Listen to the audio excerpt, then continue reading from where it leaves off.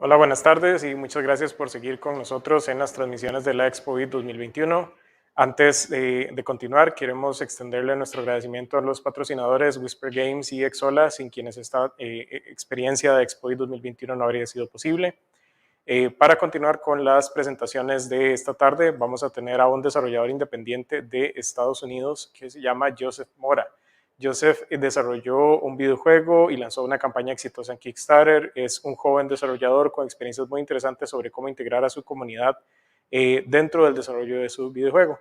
Entonces, le voy a pedir a nuestros amigos en cabina que introduzcan a Joseph a la transmisión. Hi, Joseph. How are you doing? Hey, I'm doing great.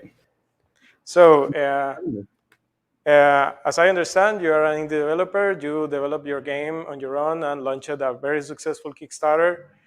So I want you to tell our audience in Costa Rica and Latin America a little bit about your experience, about yourself, who you are, and I understand you have a very interesting presentation for us. Yeah, I've actually been working on all day, and I'm pretty excited to share at least my form of knowledge with this. I'm still pretty new to this all, and I'm just learning this as I go. I'm a full-time college student, so learning how to balance my priorities has been interesting, but it's been a cool experience. And today I want to talk about how to involve the community, how to involve your community in the development of your indie game. Because I feel like at first, like getting interest peaked, I think that's something that people have a hard time with first. So, Yeah. So I'm pretty excited for the content that I have to show off today. Yeah, and well, I don't know if you are aware of this, but here in Costa Rica, we have a thriving college community around game development. And I'm sure your particular experience will be very, very important for them. It will resonate a lot with them. And especially the Kickstarter experience is something that we've been struggling in Costa Rica with. And hearing from your insight, the success you had and what techniques you used and what did you learn with that is going to be really important for us. So I don't want to hold you any longer. Please, the stage is yours. Cool. Thank you so much. How do I, is it going to screen share? Oh, here it is. Share. I got it. Share screen. All right.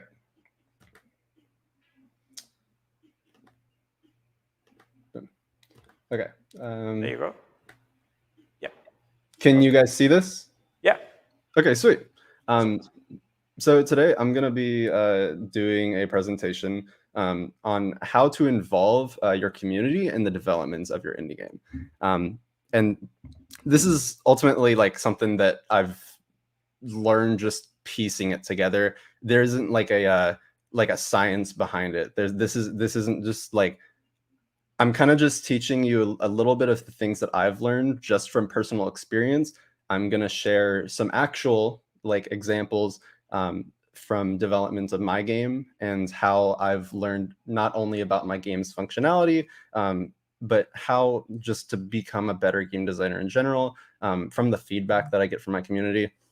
So this is the presentation. I'm going to start off a little bit about me though, just so you guys can get an idea of like my background, my experience with game development.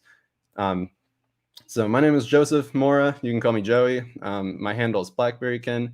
I'm a full-time college student and I'm studying digital media and game design, and I'm taking 16 credit hours this semester. And I'm currently developing an adventure platformer game titled CHIAROSCURO. And I'm a beginner entrepreneur. I started a game studio for this project earlier this year, and I've kind of just been learning this as I go, and it's been really fun. I've been taking an independent study class for my game, so it's been nice to be able to balance my college classes while maintain the workflow in the development process. So a little bit about my game so just you can get an idea. This is CHIAROSCURO. It's a pixel art adventure platformer with Metroidvania elements and little non-linear gameplay elements. I'm planning for a release on Steam for Windows and Mac. While I did have a release date for in the next few years, I'm going to set the release date to be decided just because currently with my flow in college and my workflow with the game, I'm just taking my time with it, and I'm polishing up every little bit and element because I'm taking the game in a little bit better direction than I was a year ago. And I want to show that off to people. Like I said, the game was successfully launched on Kickstarter in October of 2020. And I'm not working on this game entirely alone. I have people working on the sound design for the game. My friend Weaslack is working on the music. Yaya Ply is working on the promotional art, and Alex Curridge is working on the sound effects. But other than that, I am carrying all the hats, or I guess wearing all the hats. I am the game director, the programmer, artist, animator, world builder, story builder of the game. And it's a lot to balance outside of being a college student. So just learning that as I go, it's an interesting experience, but it's been one that I've learned a lot from, for sure.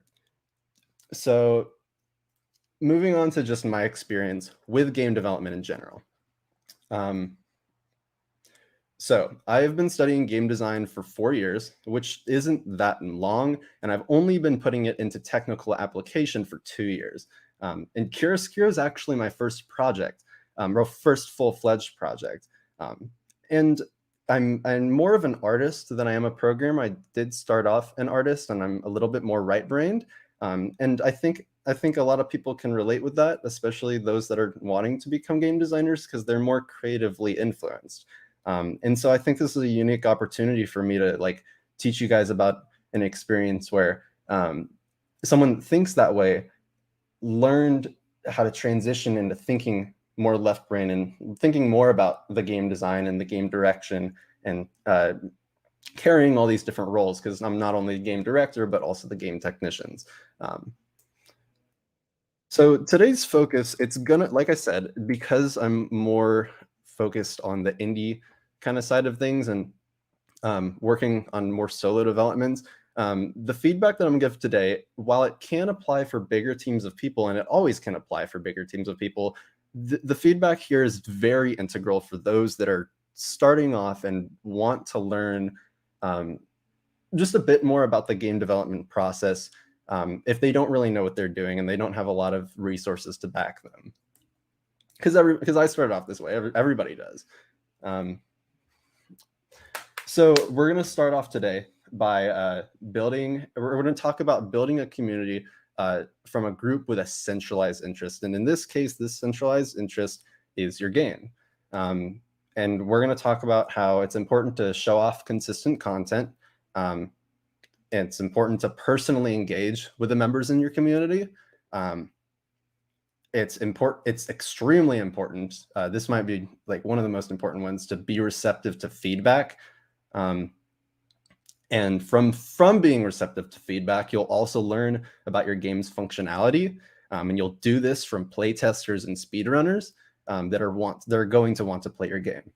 And then the last thing, and also probably one of the most important things, is networking and reaching out to press or content creators that are interested in playing or learning about your game. I'm going to take a second to get some water. All right, let's go on. So number one, we're going to talk about piquing interest. And I think this is I would say this is one of the more challenging elements of getting started. Start off, show off your stuff. Like, just show off what you have to work with. If you're like first starting off, consistency is key. Like, just, if you're not going to have a lot to to back on, like, if people are not going to know like what your game's going to be about if you're only showing like a few screenshots. Like, that works for like big companies because they've shown off what their skills were in the past. And people are going to be interested in that. But if your mindset is like, oh, I want to surprise people and like not show a bunch of stuff off until it's all done, you're restricting yourself from getting that feedback and getting that community interaction. So just find a few times throughout the week that you can you can post on different kinds of social medias. On Twitter specifically, I'm gonna get into all the different ones in a second. You can do wishlist Wednesdays, which are an opportunity for you to promote your game. If you have something on Steam, you can get opportunity for people to wishlist your game, and you get to do this every single week. And obviously spice it up, add new content, and like people want to come back and like see more of like what you're posting. And on Saturdays, you can do Screenshot Saturdays, which are also a unique opportunity because it gives developers the chance to show off what they're working on. And I think that's really influential, especially when you're first starting off. Like when you're first starting off, literally just stick it to once a week. Just post a Screenshot Saturday somewhere, and like if someone starts to like it, then that's already a first step. And when people start to like it, you're going to want to have some sort of content hub.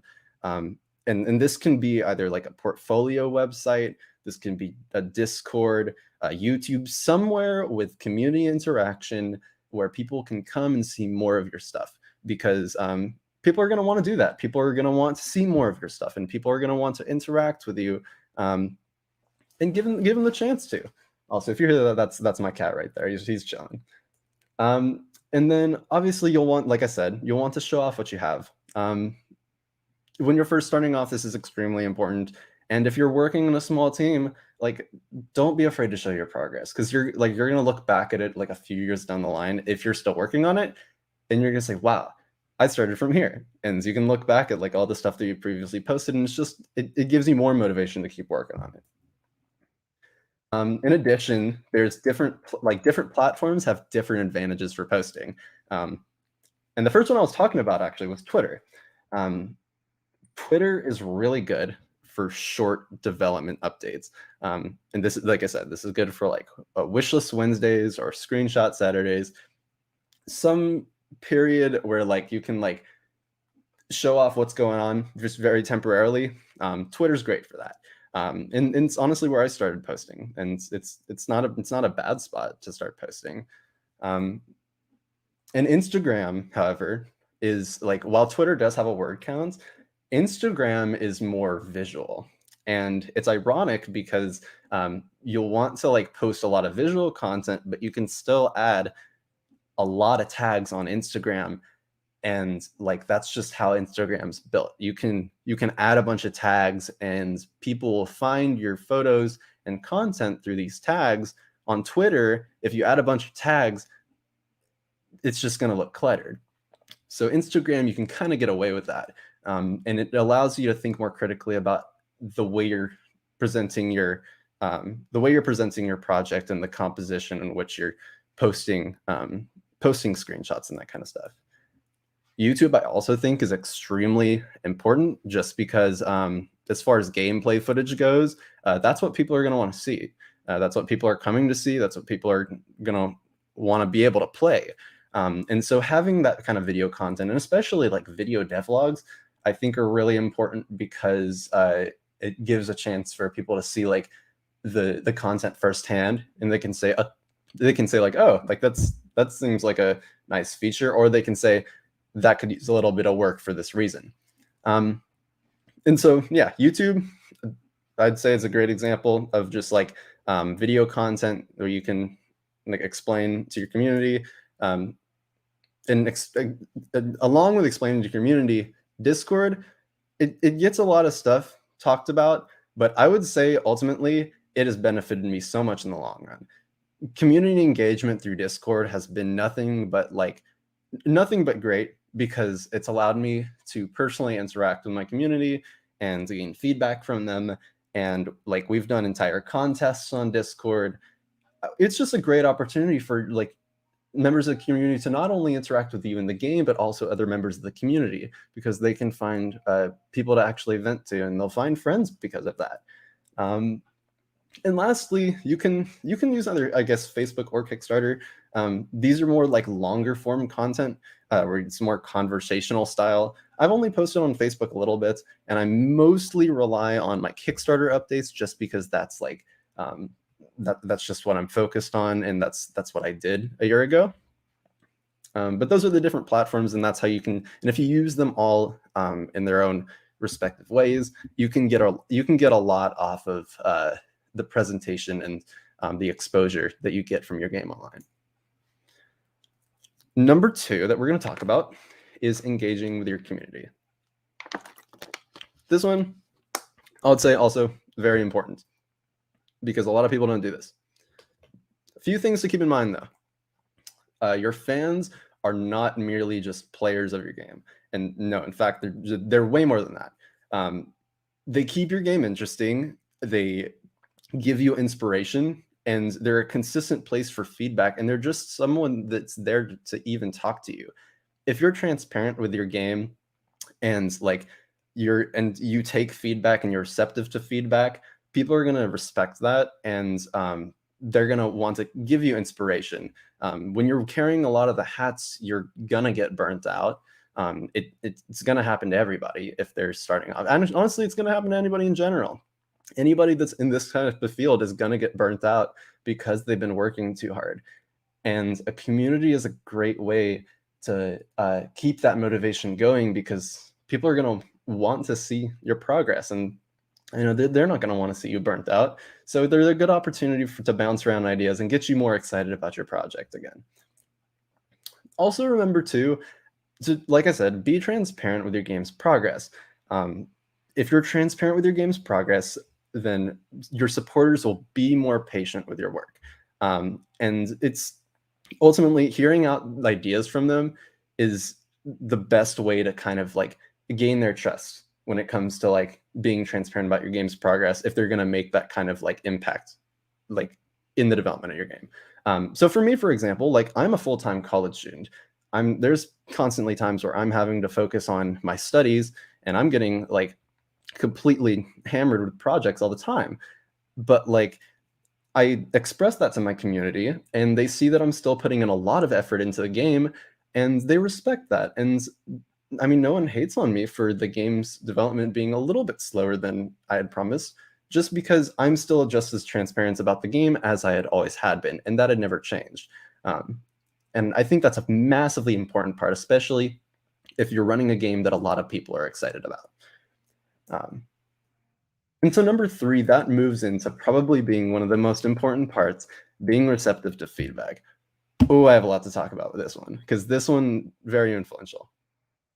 But before I get into that, I want to distinguish a difference between thoughtful feedback and general feedback, because there is a difference. And before I start this, I want to preface by saying that these two different kinds of feedback, they're not a good kind of feedback and a bad kind of feedback. That's just not how it works.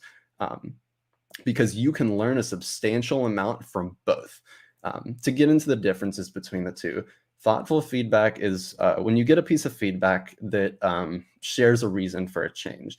And like someone can say like how it's going to benefit the game, and potentially that person could even offer a solution or a possible solution to at least help out with the game's progress. And thoughtful feedback is very, very important, especially for those that are first starting off. General feedback is also very important, but for a completely different reason. They're more opinions without any justification. If you ever post on somewhere like, I don't know, like Reddit or something, where someone says like, there's something about the game, or like, I don't know, it's just not for me. Like, I feel like there's a lot of polishes that could be done with the game. It's like, okay, yeah. It's like, it's not very helpful feedback, but it's still a first-person impression regardless. So you have to be mindful of those first-person impressions. You have to be mindful of people relating your game to other games, and how you can improve upon your game's visual performance just from that. And so moving on to talking about why should I be receptive to feedback, there's a lot of reasons. I'll give you plenty. The first reason here is that it forces you to be adventurous and to think critically. The way that I think about being receptive to feedback is there's just no downside to it. Let's say like you get a piece of like thoughtful feedback and you're like, okay, let's give it a shot. And let's say it doesn't work, all right? You've been adventurous with your game, and not only have you been adventurous with your game, but you've also learned about your game's functionality because of that. Like if someone then asks like, hey, can you design this kind of system in the future? You can say like, you can confidently say, oh yeah, I've kind of already tried that. And it shows to other people that you're adventurous. And when you're an indie studio, you don't really get that many opportunities to do that because you're carrying a lot of the hats. So I think that's really important. And ultimately though, let's say you do the feedback and it actually works and it makes your game better. It leads to a more polished game, right? Your game's just better now. And not only that, but it encourages that community involvement. People will see that from an outside perspective and be like, man, this person is being receptive to feedback, and like they'll think that their voice matters in the development of your game, and they're going to want to offer more feedback and offer more inspiration. And you know, people say that like it's harder to leave a community than it is to leave a game, and I think that's true, because community is involved with people, and if you're making an involvement in the game, people are not going to want to leave that. And it teaches you about elements of game design, which I think is just very influential in general. I think learning is just really important, so I think that's a big part of it. And then lastly, it adds to just more interesting and diverse content in general. So there's really just no downside to being receptive to feedback. And the little image there is just me giving some feedback, or getting some feedback from some of my community members, because, you know, I added that just because I thought it would be relevant. So one thing that I'm going to talk about here, go on a little rant for a bit. We're going to go on a short study of Toby Fox. This guy is a legend. If you haven't heard of Toby Fox, he created the indie game Undertale. It's a little RPG that was successfully funded on Kickstarter in 2015 and released, or no, it was successfully funded in 2013 and was released in 2015, and loved by so many people, and mainly just because of its memorable characters, and just the attention to detail that the game had.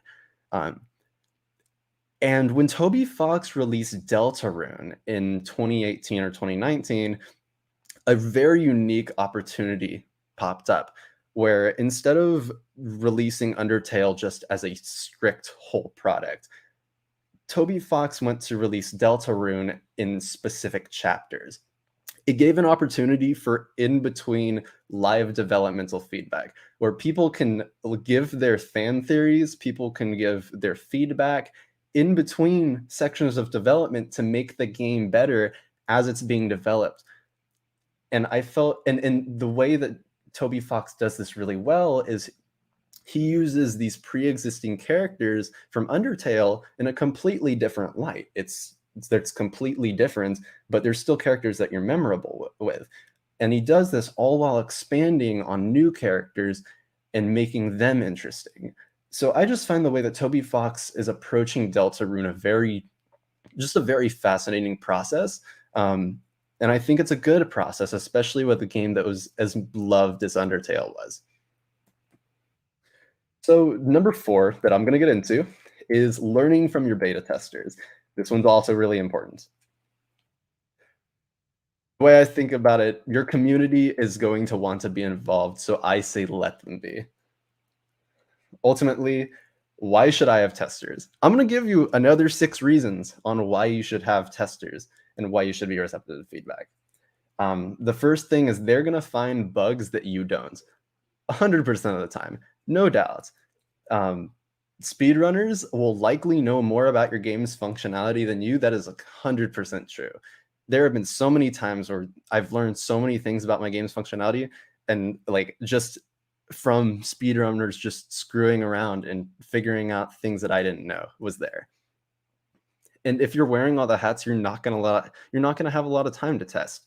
So I think it's important to kind of take that for granted.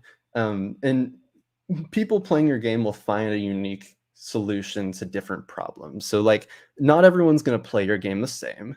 And if you watch how other people play your game, you'll learn that like, okay, some people attempt this and some people attempt that. I learned in my game specifically, a lot of people just try and run into walls because they thought there'd be a lot of hidden entrances.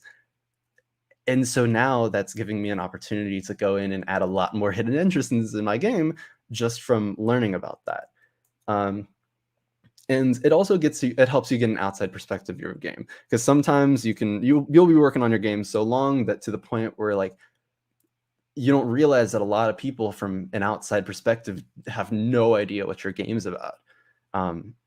And so I think it's really important to have these testers to give that kind of state of mind. And then in addition, most testers are doing this because they just enjoy the experience.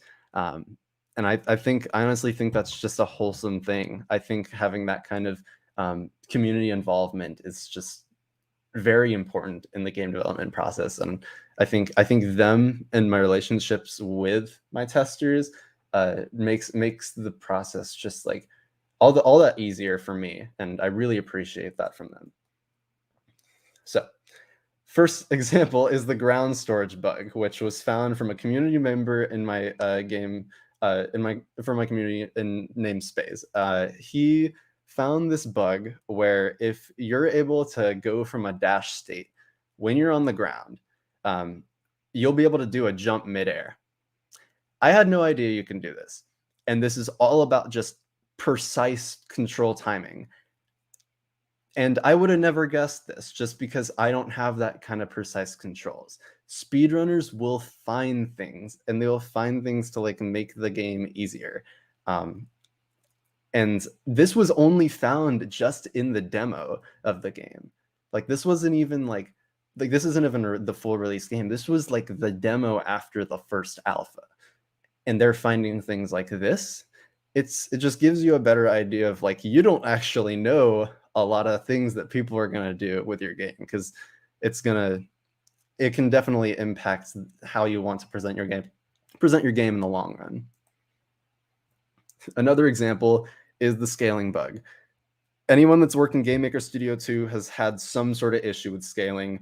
And when I first released the demo for CHIAROSCURO, I had so many issues with getting my game to scale correctly, because I had just only started programming like 3 or 4 months ago, or at that point in the development. So I wasn't very mindful that I had hard coded all of my scaling options to a 1920 by 1080, and I haven't.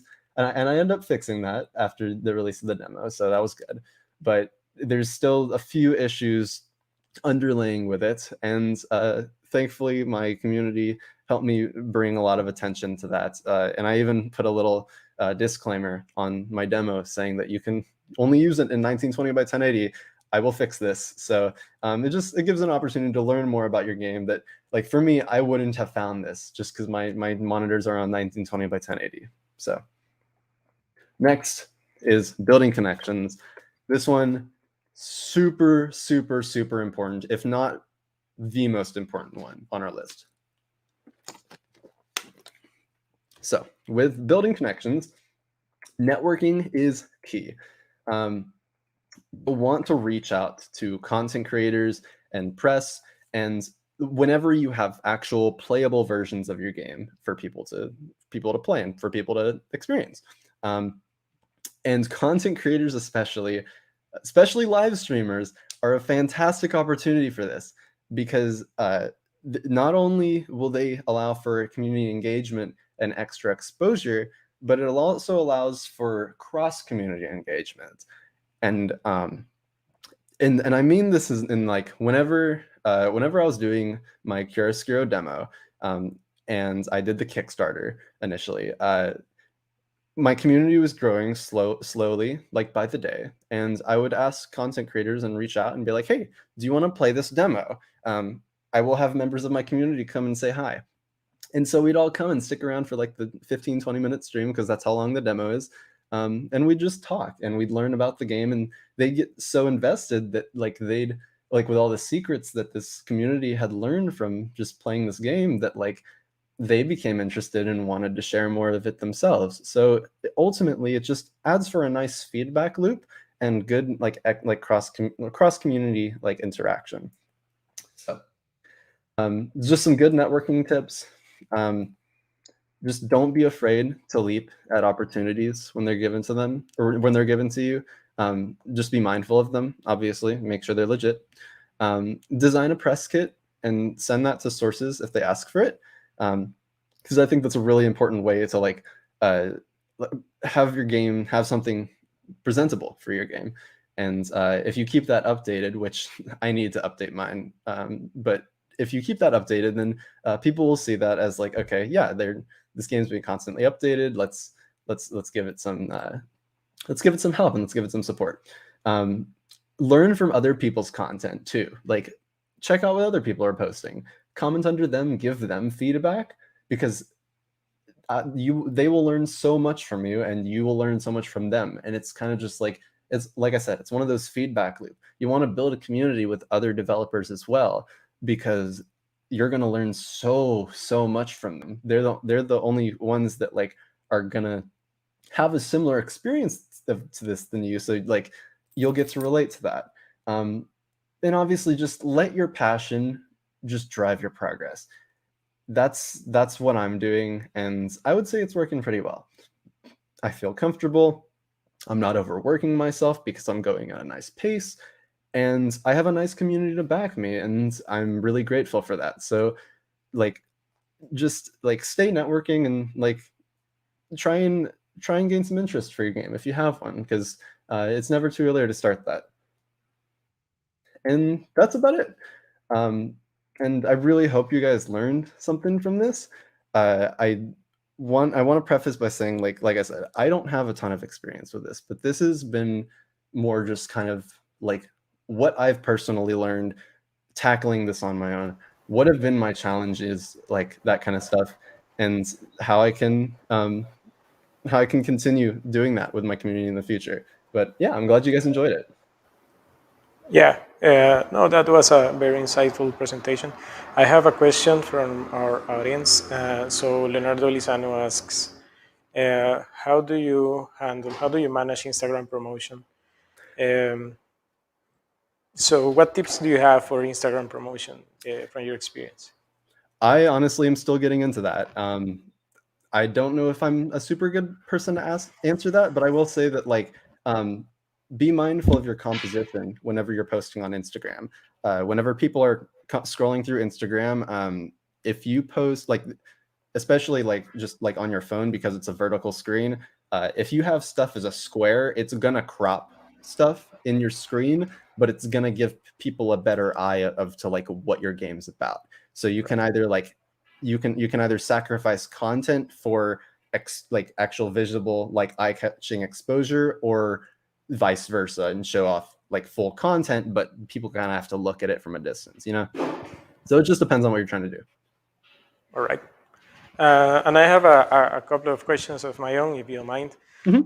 So you mentioned that you sent information about your game to press and certain media. Yeah. How do you contact it? Do you have any preferred media, like a specific, like, good indie game with this style will be of interest of this specialized media outlet or something like that? Reach out when it comes to media outlets. Really just reach out to what you can.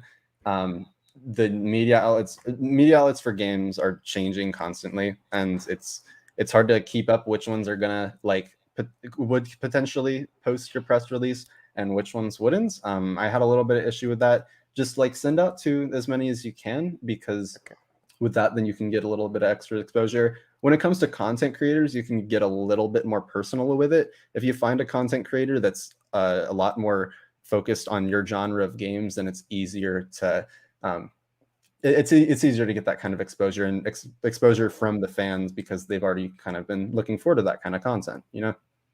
All right. And well, I know your Discord, and it's a very healthy community.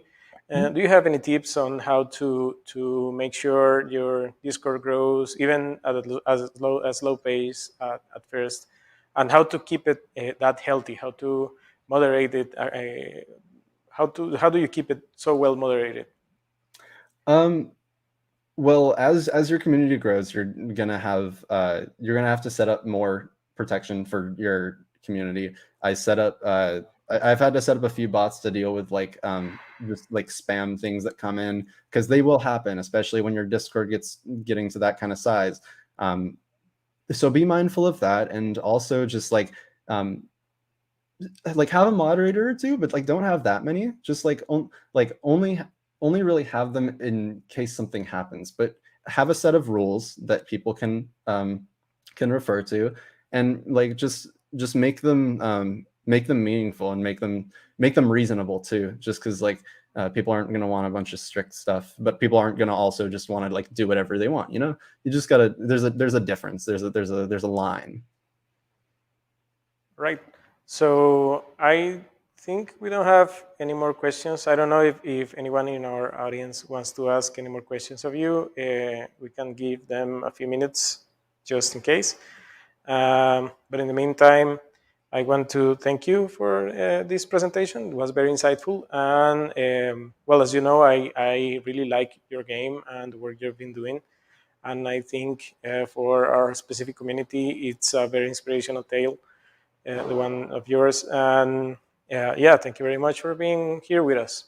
Thank you so much for having me. I'm glad I was able to like present this kind of information because I've been thinking about a lot about this like in retrospect since the Kickstarter, and I've been wanting to find a way to like piece it together and like share it with my community, and I'm planning to do that more like in content creation in the future after I graduate, because I only have a semester left in college.